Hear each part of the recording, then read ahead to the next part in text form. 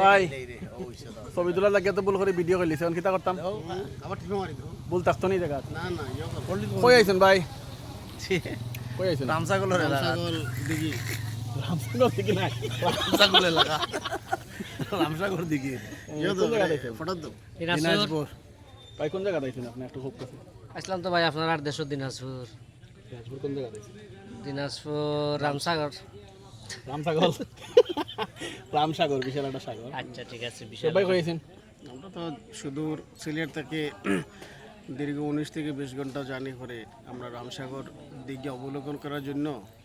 আমরা আসলে ব্যতিব্যস্ত অবস্থায় আছি আর দীর্ঘ জার্নির পর আসলে এই ঐতিহাসিক রামসাগর দিঘি দেখে আসলে আমরা অভিভূত ভালো লাগে এটা আসলে সবারই দেখা উচিত যেহেতু আমাদের পাঠ্যপুস্তকে এটা আসলে সংশ্লিষ্ট তো সবাই আসলে এটা শিক্ষণীয় একটা এবং দর্শনীয় একটা স্থান পার্টি তো আমরা আসলে আনন্দিত আমাদের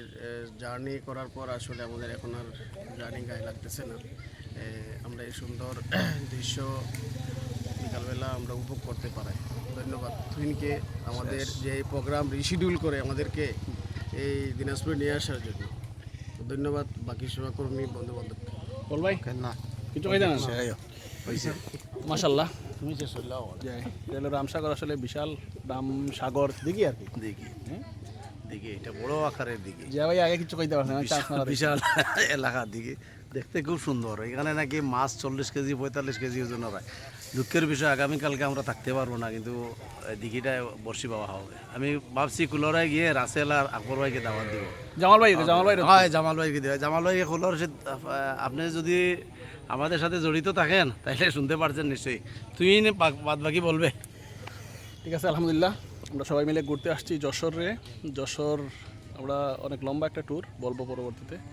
যাই হোক আপনারা দেখবেন সবাই